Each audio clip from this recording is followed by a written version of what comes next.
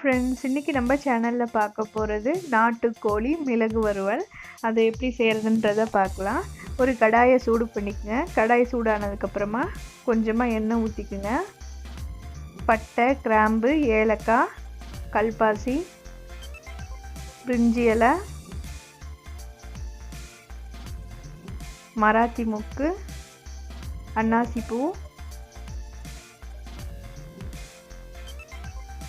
எல்லாம் போட்டுக்குங்க. எல்லாம் நல்லா பொரிஞ்சதுக்கப்புறமா நறுக்கி வச்சுருக்க வெங்காயத்தை சேர்த்துக்கலாம்.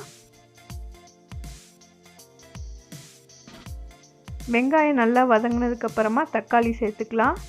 நம்ம சிக்கன் வேக வைக்கும்போதே இஞ்சி பூண்டு சேர்த்ததுனால நான் வறுவலுக்கும் இஞ்சி பூண்டு சேர்க்கலை.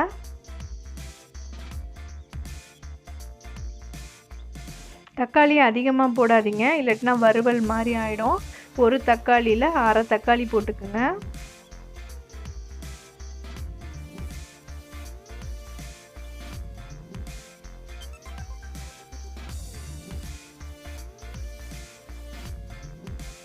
கொரியாண்டர் பவுடர், மல்லித்தூள் சேர்த்துக்குங்க.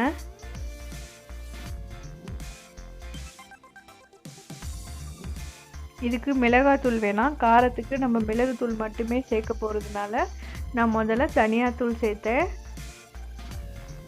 அப்புறம் சோம்புத்தூள்,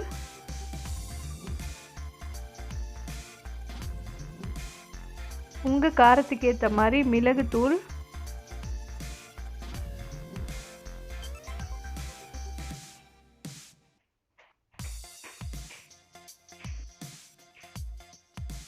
அப்புறம் கொஞ்சமாக சீரகத்தூள். இது எல்லாத்தையும் போட்டு நல்லா வதக்கிக்குங்க.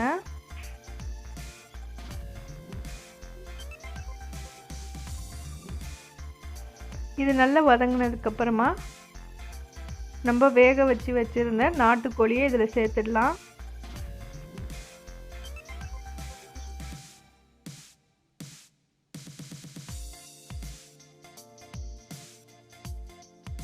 இப்போ இது கூடவே தேங்காவையும் சேர்த்துடலாம். அரைச்ச தேங்காய்,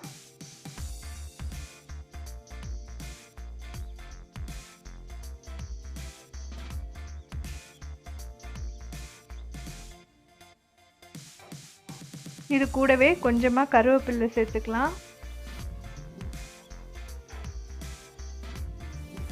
நல்லா வதக்கிக்கிட்டே இருங்க.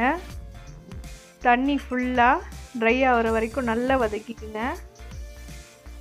உப்பு பார்த்து போட்டுக்குங்க. கோழி வேக வைக்கும் போதும் கொஞ்சமாக உப்பு போட்டோம், அதனால் பார்த்துட்டு போட்டுக்குங்க.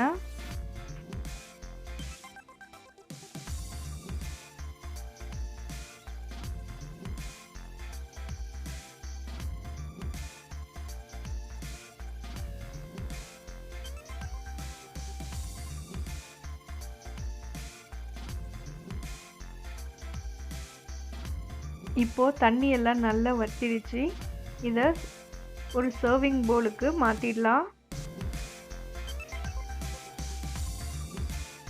இந்த ரெசிபி பிடிச்சிருந்தா லைக் பண்ணுங்கள், ஷேர் பண்ணுங்கள், மறக்காமல் கமெண்ட் சென்ட் பண்ணுங்கள்.